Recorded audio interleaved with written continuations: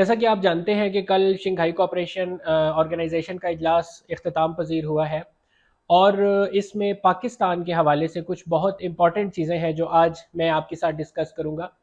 और बुनियादी तौर पर ये एक तसलसल है।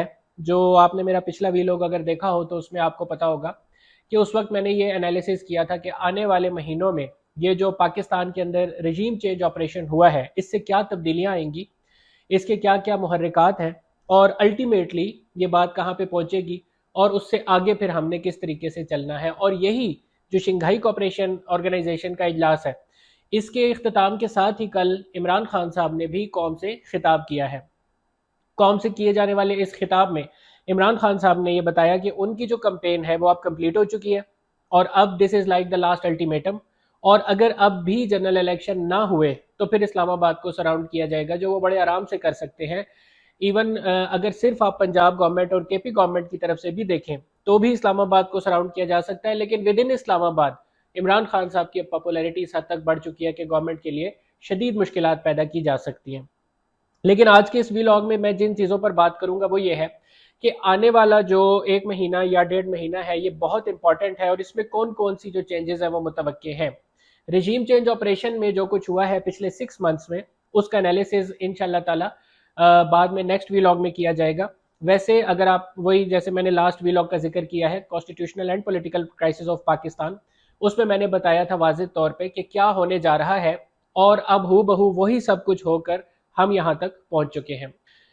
शंघाई कोऑपरेशन ऑर्गेनाइजेशन के इजलास के दौरान पाकिस्तान को ये बड़ा क्लियरली कह दिया गया है कि either you are with us और अगेंस्ट अस। देखिए ये बात मैं कई दफ़ा लेक्चर्स में भी कर चुका हूँ, ऑनलाइन क्लासेस में भी बता चुका हूँ कि ये जो ईस्टर्न ब्लॉक की फॉर्मेशन है ये फॉर्मेशन बजाते खुद एक थ्रेट है वेस्टर्न ब्लॉक के लिए। और अभी जो अमेरिका ने स्टेट डिपार्टमेंट की वेबसाइट पे आप जाके देख सकते हैं कि न्यू पॉलिसी जो उन्होंने अनाउंस की है फरवरी 2022 में, उस पॉलिसी में उन्होंने बड़ा वाज़ेह तौर पर यह बता दिया कि Russia is not a threat as compare to China. यानी अब जो यूनाइटेड स्टेट्स का फोकस है, यानी जिस कंट्री को आप यू न्यू कोल्ड वार इसको इसीलिए कहा जाता है कि उन्होंने अब चाइना को डील करना है as a direct threat to the interest of United States, not only in this region but in the European region and beyond. और ये जो शंघाई कोऑपरेशन ऑर्गेनाइजेशन का इनिशिएटिव है, जाहिर है कि ये जो लेने वाली कंट्रीज है वो सारे के सारे, चाहे उनमें चाइना है या रशिया है, उसमें ईरान भी इंक्लूडेड हो चुका है। All of these countries are anti western, anti US भी कह सकते हैं, क्योंकि वेस्टर्न कंट्रीज के साथ बहरहाल इनकी रिलेशनशिप है यूरोप के साथ और ये उसको खराब भी नहीं करना चाहते, यूरोप भी नहीं करना चाहता। एंटी यूएस बहरहाल ये सारी की सारी रिजीम्स जरूर है। अब पाकिस्तान में जो कुछ हुआ पॉलिटिकली उसका जो रीजन था वो आपने देखा कि पाकिस्तान की जो इंक्लिनेशन है टुवर्ड्स चाइना ये तो बहुत पुरानी है, इसके हवाले से पाकिस्तान ने बहुत सारे प्रॉब्लम्स भी फेस किए हैं। लेकिन हमारी जो इंक्लिनेशन रशिया की तरफ होगी या ईरान की तरफ होगी, इसका मतलब यह है कि पाकिस्तान वेस्टर्न ब्लॉक के चुंगल से पूरे तरीके से आज़ाद हो गया। और ये वो चीज़ है जो वेस्टर्न ब्लॉक के लिए बहुत नुकसानदेह साबित हो सकती है। इसी पर उन्होंने इतने डिजास्टर्स मेयर्स लिए हैं कि वैसे तो रिजीम चेंज एक पुरानी बात है, यानी आप 1945 अक़वाम मुत्तहिदा के बनने के बाद से अगर आप देखें और इसका आप एनालिसिस करें तो बेशुमार कंट्रीज, अफ्रीकन कंट्रीज और एशियन कंट्रीज ऐसे हैं, अब बल्कि इवन साउथ अमेरिका में भी वेनेजुएला की मिसाल आपके सामने है, क्यूबा की मिसाल आपके सामने है कि जो भी लीडर अवाम की मर्जी से मुंतखब होकर आएगा उसको उन्होंने नहीं टिकने देना। और या तो वहां पे रिजीम चेंज ऑपरेशन के जरिए पपेट गवर्नमेंट बिछाई जाएगी या मार्शल लॉ इम्पोज किया जाएगा। यही सब कुछ अभी रिसेंटली भी आप देखते आ रहे हैं कि होता आ रहा है। इसको कहा जाता है इंटरवेंशनिज्म। इंटरवेंशनिज्म यानी मदाखलत। इंटरनेशनल रिलेशंस जो लोग पढ़ते हैं, इवन पॉलिटिकल साइंस पढ़ते हैं, वो भी इस टर्म से आगाह होंगे। पाकिस्तान में भी यही इंटरवेंशनिज्म हुआ है और नेशनल सिक्योरिटी कमेटी का इजलास 2 मरतबा हुआ, एक इमरान खान साहब के दौरे हुकूमत में, एक शहबाज शरीफ साहब के दौरे हुकूमत में, और दोनों में नेशनल सिक्योरिटी कमेटी ने एक ही बात की है कि मदाखलत हुई है। That is the intervention we are talking about and why that happened. उससे बिल्कुल आप जो रिलेटेड इंसिडेंट्स हैं, एक इस्लामिक ऑर्गेनाइजेशन का 2 दफा इजलास जो आपने देखा हुआ, और सेकेंडली पाकिस्तान का ईस्टर्न ब्लॉक में से रशिया के करीब होना। अच्छा, अब जनाब ये दोनों चीजें जो है वो एक दूसरे के साथ बड़ी अलाइन होती हुई नजर आ रही हैं। यानी यहाँ से इमरान खान साहब अपनी इलेक्शन कंपेन मुकम्मल कर चुके, मैं इसको इलेक्शन कंपेन कहता हूँ हमेशा। इमरान खान साहब की ये जो तहरीक है या जो तहरीक आज़ादी है या जो कुछ है, ये इलेक्शन कंपेन है बुनियादी तौर पे। और जब उन्होंने असम्बली तहलील की थी तो उन्होंने ये कह दिया था कि हम इलेक्शन कंपेन करने लगे हैं, आप जनरल इलेक्शन करवा लें, जितना जल्दी करवा लेंगे आपका फ़ायदा है। और यही बात ठीक साबित भी हुई है। अगर उसी टाइम इलेक्शन करवा लिए जाते तो जो पीडीएम है इनके पास कुछ नैरेटिव्स मौजूद थे, महंगाई का नैरेटिव था और बहुत सारे नैरेटिव मौजूद थे। इवन इमरान खान साहब के ख़त के हवाले से उसको झूठा करार देना, वो नैरेटिव्स मौजूद थे। अब सब फेल हो चुके हैं, यानी वो ख़त भी साबित किया जा चुका, इनके दौरे हुकूमत में साबित हो चुका, और महंगाई का जो कुछ था वो तो सारा तमाशा आवाम ने देख लिया बहुत अच्छी तरीके से। सो इलेक्शन में जितना डिले करेंगे उतना नुकसान इनको होना है और उतना ही फ़ायदा इमरान खान साहब को होना है। ये जो इलेक्शन कंपेन इमरान खान ने शुरू की है, ये अब पूरा जो है एनालिसिस मैं इंशाल्लाह नेक्स्ट व्लॉग में आपको बताऊंगा कि कैसे कैसे Imran Khan step by step चले, किस तरह से पाकिस्तान तहरीक इंसाफ को फ़ायदा हुआ और किस तरीके से पीडीएम को इसका सारे का सारा नुकसान हुआ है। अब जनाब ये है कि ये जो शंघाई कोऑपरेशन ऑर्गेनाइजेशन में रशिया, चाइना, ईरान, इन कंट्रीज़ की तरफ से ये बात वाजे कर दी गई है कि पाकिस्तान ईस्टर्न ब्लॉक में शामिल होना चाहता है या नहीं होना चाहता। तो अगर तो ईस्टर्न ब्लॉक का हिस्सा आपने नहीं बनना तो फिर जाइए वेस्टर्न ब्लॉक का हिस्सा बन जाए और हम आपके मामलात में मदाखलत नहीं करेंगे, आप हमारे मामलात में मदाखलत ना करें। लेकिन अगर आपने ईस्टर्न ब्लॉक का हिस्सा बनना है तो फिर आपको वेस्ट के चुंगल से आज़ाद होना पड़ेगा। ये जो वेस्ट का चुंगल है ये क्या है बुनियादी तौर पे? That is the economic dependence. Pakistan की जो इकोनॉमिक डिपेंडेंसी है वेस्टर्न सिस्टम पे, वो पाकिस्तान को कभी निकलने नहीं देगी। और रजीम चेंज ऑपरेशन के जो मुहर्रिकात थे उनमें से एक ये था कि पाकिस्तान को इकोनॉमिकली इतना वीक कर दिया जाए, इतना वीक कर दिया जाए कि जो आने वाली गवर्नमेंट है, वो सबको मालूम है कि इमरान खान की गवर्नमेंट है, जो आने वाली गवर्नमेंट है वो चाहे भी तो ईस्टर्न ब्लॉक का हिस्सा इतनी आसानी से ना बन सके। अब मैं चंद चीज़ें आपको बताता हूँ कि क्या किया गया। सबसे पहली बात यह है कि इस सारे अरसे के दौरान आईएमएफ ने सिर्फ एक प्रोजेक्ट पे काम किया है और वो प्रोजेक्ट है रिकॉर्ड गैदरिंग।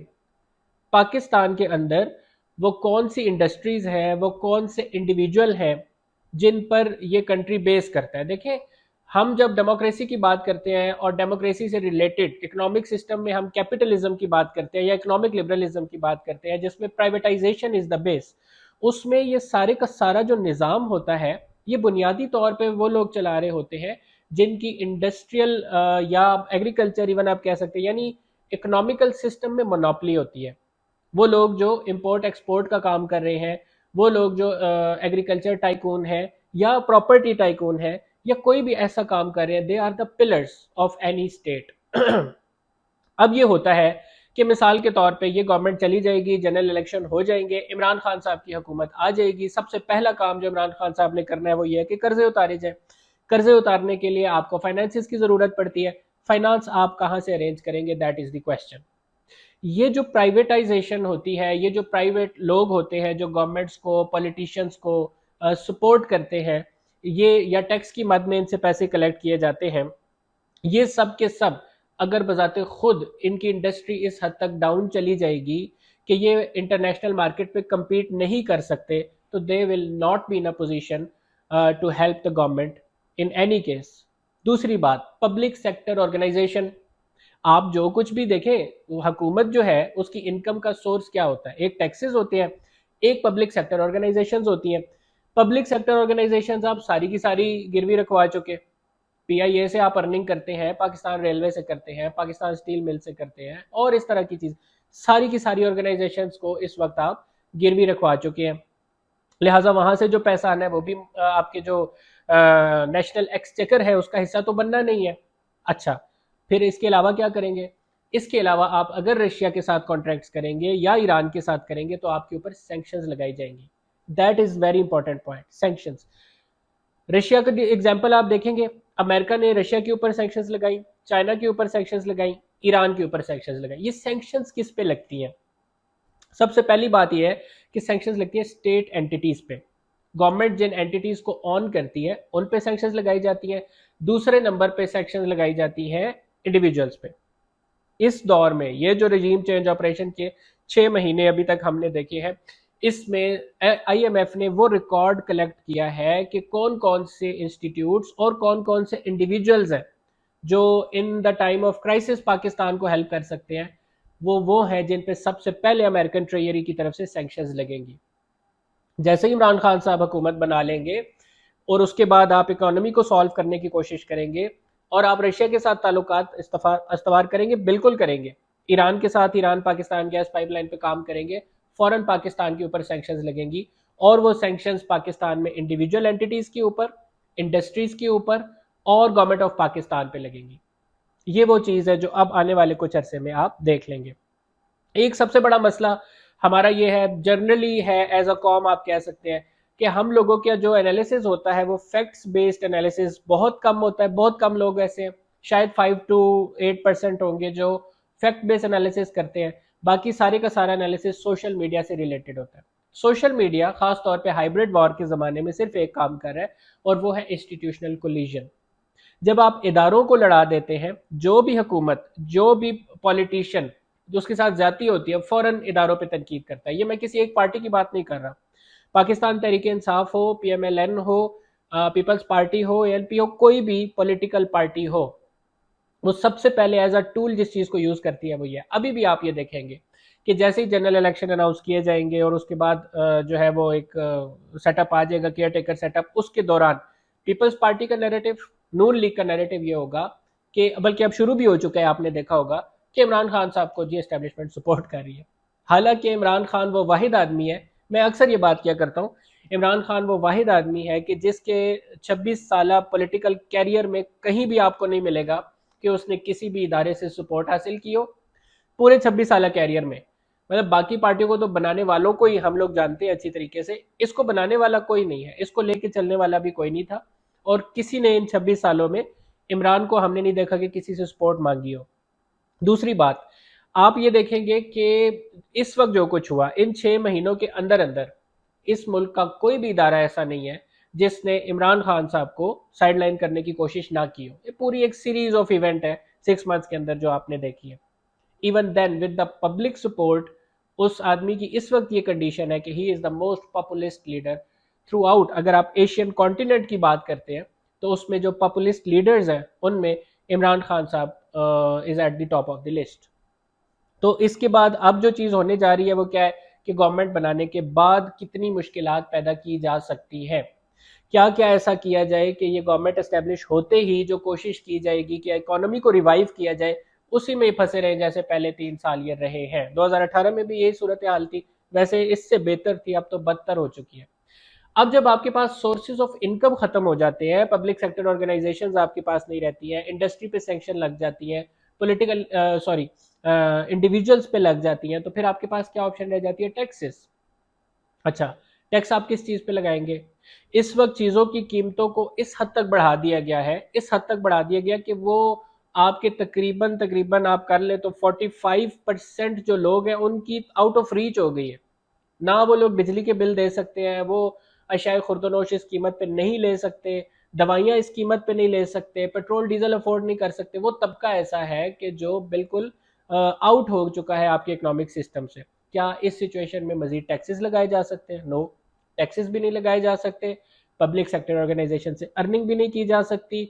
अगर आप रशिया और चाइना से सस्ता ऑयल और गैस खरीद भी लेते हैं तो वो सैंक्शंस ऐसे लगेंगी इंडिविजुअल्स के ऊपर भी और गवर्नमेंट के ऊपर भी कि वो आपके लिए शदीद तरीन मुश्किलात पैदा हो जाएंगी।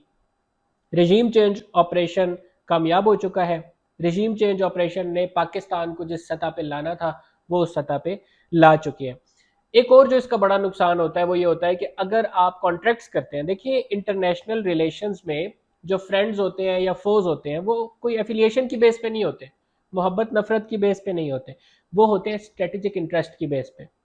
अब जिस कंट्री का दूसरे कंट्री के साथ स्ट्रेटेजिक इंटरेस्ट अलाइन करता होगा वो आपको फ्रेंड्स नजर आएंगे। अगर पाकिस्तान रशिया के साथ कॉन्ट्रैक्ट करता है या ईरान के साथ कॉन्ट्रैक्ट करता है तो वो इतने वीक कॉन्ट्रैक्ट्स आपको करने पड़ेंगे क्योंकि आपके पास देने को कुछ है ही नहीं ना। यानी आप अगर रशिया से गैस मंगवा रहे, ऑयल ले रहे हैं या गैस ले रहे हैं, या आप बल्कि अब तो आपको गंदम मंगानी पड़ेगी, अब तो आपको ये ज़रूरियात ज़िंदगी की चीज़ें जो सैलाब की वजह से मज़ीद भी नुकसान हो चुका, कुछ अक्सर प्रोडक्ट्स ऐसी हैं कि जो ज़ख़ीरा अंदोज़ी की वजह से मैसर नहीं है, तो ये चीज़ें भी फ़िलहाल इम्पोर्ट करनी पड़ेंगी। लेकिन चले एनर्जी क्राइसिस को सामने रखें तो वो चीज़ें जो आपको वहाँ से लेनी पड़ेंगी किसी कीमत पे लेनी पड़ेंगी ना। जवाब में आप उनको क्या दे सकते हैं? कोई भी पब्लिक सेक्टर ऑर्गेनाइजेशन अब ऐसी रही नहीं है कि आप कहेंगे ठीक है जी आप इसको चलाएं और उससे कमा लें। फॉरेन डायरेक्ट इन्वेस्टमेंट रह जाती है। फॉरेन डायरेक्ट इन्वेस्टमेंट अगर आप करेंगे तो आप क्या उनको ये श्योरिटी दे सकते हैं कि जनाब ये इलाके सिक्योर है, जबकि केपी में अभी आपने देखा कि दोबारा से तालिबान का जो एक सिलसिला है वो शुरू हो चुका है। तो ये आप वो सिक्योरिटी भी प्रोवाइड नहीं कर सकते जो उनको फॉरेन डायरेक्ट इन्वेस्टमेंट तो ले दे के आपके पास रह जाएगा चाइना। तो चाइना, रशिया और ईरान के साथ आपको इतने सस्ते मुआहदे करने पड़ेंगे जिसमें पाकिस्तान को कोई खातिर ख्वाह फ़ायदा होने वाला नहीं है। ये फ़ायदा उस सूरत में होता है, अक्सर मैं जिक्र करता हूँ, चाइना ईरान की जो $400 बिलियन की डील है उसको ज़रूर स्टडी करें, पेपर के पॉइंट ऑफ व्यू से भी स्टडी करें। वैसे भी आपको उसका बारे में पता होना चाहिए कि वो जो डील है वो ऐसी है कि it is a win win for both Iran and China, लेकिन चाइना को उससे बहुत फ़ायदा है as compare to what they were having with Gulf. यानी एक कंट्री अपने ज़ाहिर नेशनल इंटरेस्ट को देख के डील करता है ना, पाकिस्तान अपने नेशनल इंटरेस्ट की बेस पे डील नहीं कर सकेगा। इतना वीक कर दिया गया है हमें इकोनॉमिकली कि ये चीज़ हमारे लिए पॉसिबल नहीं रहेगी। बहरहाल दुआ गो है कि अल्लाह ताला करे कि जल्द अज जल्द जो है वो जनरल इलेक्शन अनाउंस कर दिए जाए और जनरल इलेक्शन के बाद जो बनने वाली गवर्नमेंट है वो आवाम की उम्मीदों पे पूरी उतर सके। अपना ख्याल रखिएगा, दुआ में याद रखिएगा। अल्लाह हाफिज़।